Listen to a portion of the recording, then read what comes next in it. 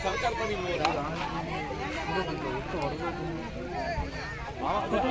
अदे बिल्दी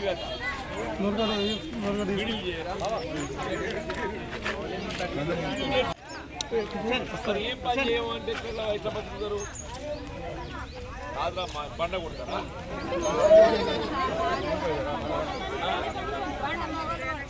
వీళ్ళ తెలుగు పైన పోతారు పైకి వీళ్ళకి రోడ్లు అవి డ్రైనేజ్ లేవు రాగానే పెట్టారు చెప్పండి అప్పుడు మనం కట్టించేయాలి ఇద్దరు మీరు మనం కట్టించారు ప్రభుత్వం రాని ఇప్పుడు జనవరి దాకా ఆగురిగా జనవరి దాకా ఆగినాక గవర్నమెంట్ చేంజ్ అవుతుంది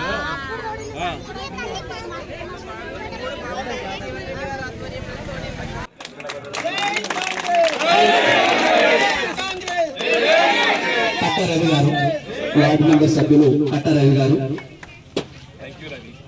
కోలు తిరుపతి వార్డు మెంబర్ సభ్యులు కోలు తిరుపతి ముత్యాల శాంసురెడ్డి గారు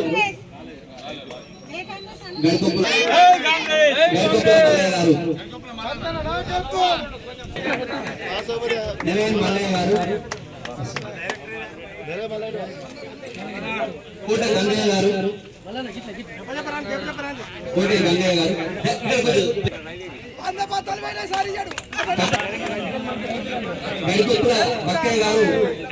గడికొప్పుల బక్కయ్య గారు వైస్ ప్రెసిడెంట్ గడికొప్పుల బక్కయ్య గారు కాసాల రాజేశ్వర్ గారు దొమ్మాటి రాజు గారు పొలుగు తిరుపతి రెడ్డి గారు కాసాల రాజు దొమ్మాటి తిరుపతి గారు జై కాంగ్రెస్ బొమ్మబోయిన సురేష్ గౌడ్ గారు బొమ్మబోయిన రవి గౌడ్ గారు గడికొప్పుల శ్రీనివాస్ గారు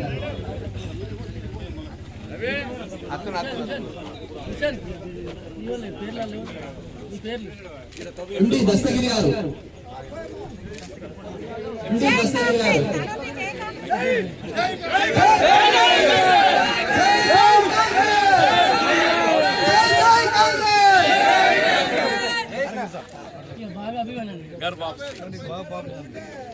చేర్ల నరేష్ గారు వాసోజి రాజన్న గారు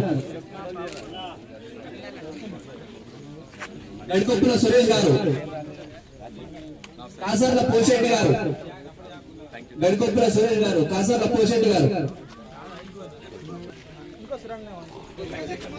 సంగని అంజయ్ గారు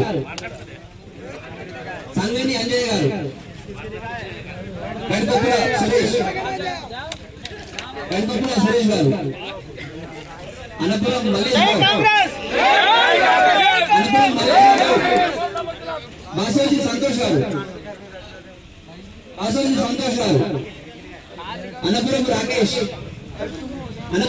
గారు గడికొప్పుల మల్లయ్య గారు ఆసాల గంగ మహేష్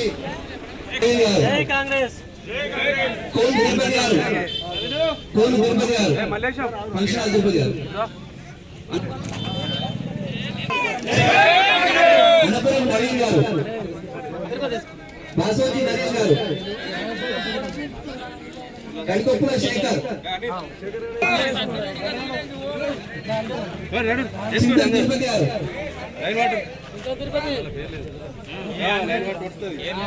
తిరుపతి గారు తిరుపతి నెల తిరుపతి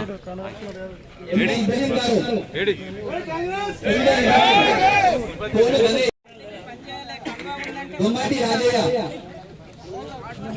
గడికొప్పుల గంగయ్య కోను ఏసయ్య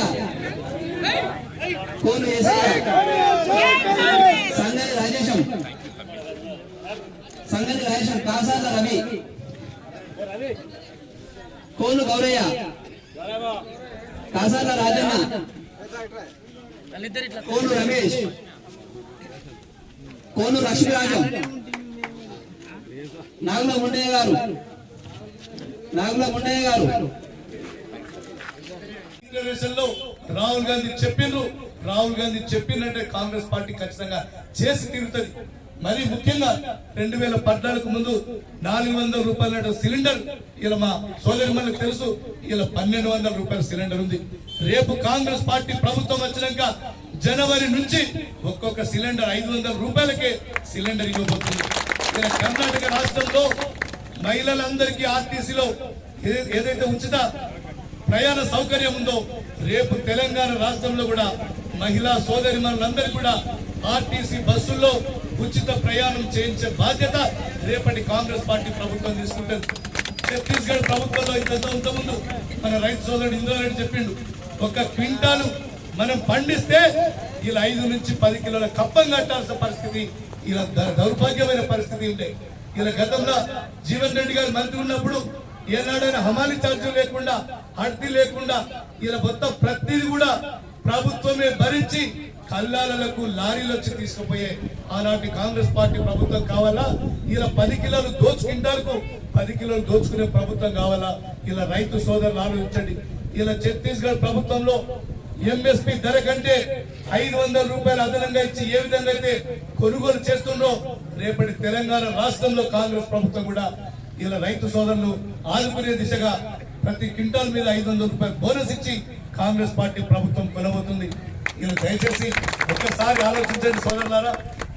రవిశంకర్ మన కొండగట్టులో మా పోషన్న ఆదిరెడ్డి అని చెప్పిండు, మన దళితులు స్కావెంజర్ పని అంటే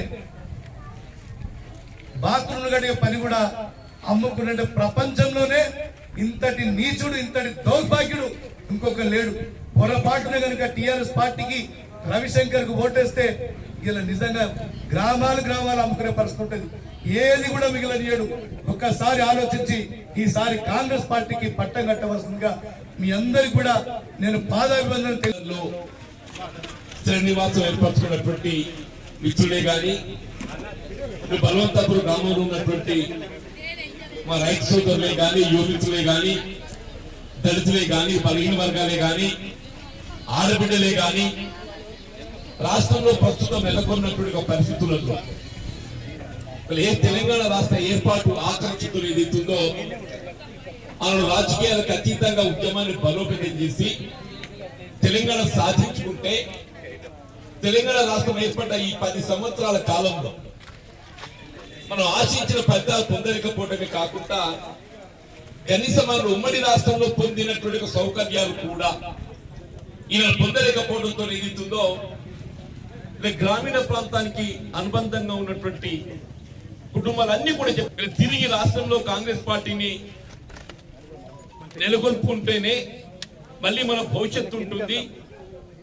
గతంలో ఏదైతుందో విద్యార్థి నాయకుడిగా తెలంగాణ రాష్ట్ర ఏర్పాటు ఉద్యమంలో చురుగ్గా పాల్గొని రాష్ట్ర ఏర్పాటు సాధనలో తనకంటూ ఒక ప్రత్యేకత పొందినటువంటి మరి సత్యం గారు, కార్యక్రమ నిర్వాహకులైనటువంటి ఇక్కడ మండల కాంగ్రెస్ అధ్యక్షులు మిత్రుడు ఆనంద్ రెడ్డి గారు, మాజీ మండల పరిషత్ అధ్యక్షులు అట్లాగే జిల్లా పరిషత్ సభ్యులైనటువంటి సోదరి వీరభద్రి శోభారాణి గారు, మా మిత్రులు దార మాదిరెడ్డి గారు, ముఖ్యంగా ఈ కార్యక్రమానికి ఏదైతుందో తాను గతంలో కరీంనగర్ జిల్లా మహిళా కాంగ్రెస్ అధ్యక్షురాలిగా ఏ విధంగా కాంగ్రెస్ పార్టీ బలోపేతాలు కృషి చేయడం జరిగిందో, ఈరోజు తిరిగి బలవంతాపూర్ గ్రామంలో కాంగ్రెస్ పార్టీ జెండా ఎగురవేయాలనే భావన తలంపుతోని అందరి సమైక్యపరిచి కాంగ్రెస్ పార్టీలో చేరడానికి చొరవ చూపినటువంటి మా సోదరి చెర్ల పద్మ గారు, అట్లాగే జగిత్యాల జిల్లా మహిళా కాంగ్రెస్ అధ్యక్షురాలైనటువంటి విజయలక్ష్మి దేవేంద్ర రెడ్డి గారు, మా మిత్రులు మహిపాల్ రెడ్డి గారు,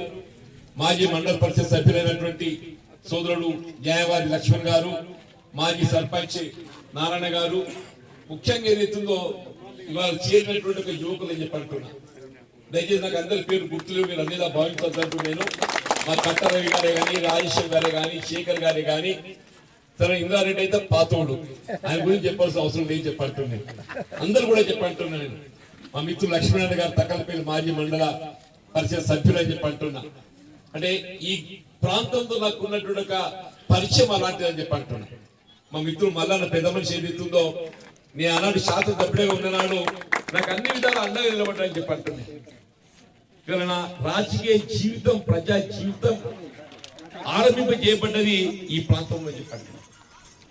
నేను ఆనాడు 1981లో చెప్పండి, నేను 30 సంవత్సరాల వయసులో న్యాయవాది వృత్తిలో ఉండగా ఆమె పెద్దలు అంజయ్య గారు ముఖ్యమంత్రిగా ప్రత్యక్షంగా ఎన్నికలు నిర్వహించడంతో నాలాంటి యువకులకు అవకాశం వచ్చినాయి.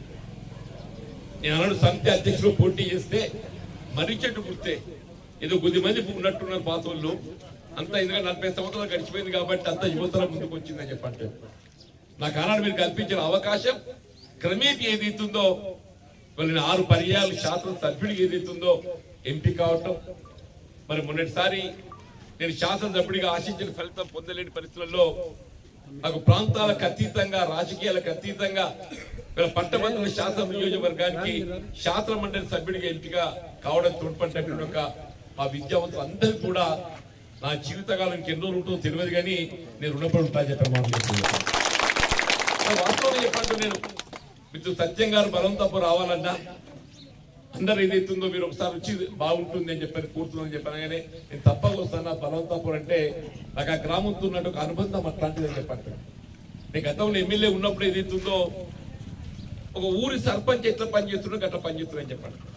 ఊరి సర్పంచ్ ఎట్లా పనిచేస్తున్నా మనకి ఇక్కడ comprehensive water supply scheme, CPW scheme, ఈ గ్రామాలన్నింటికి త్రాగునీటి సదుపాయం కల్పింపజేయడానికి మిత్రుడు శేఖర్ గారు కూడా దినం పత్రిక ప్రపంచంలో ఉండే విలేకరు ఉండే చెప్పంటాం.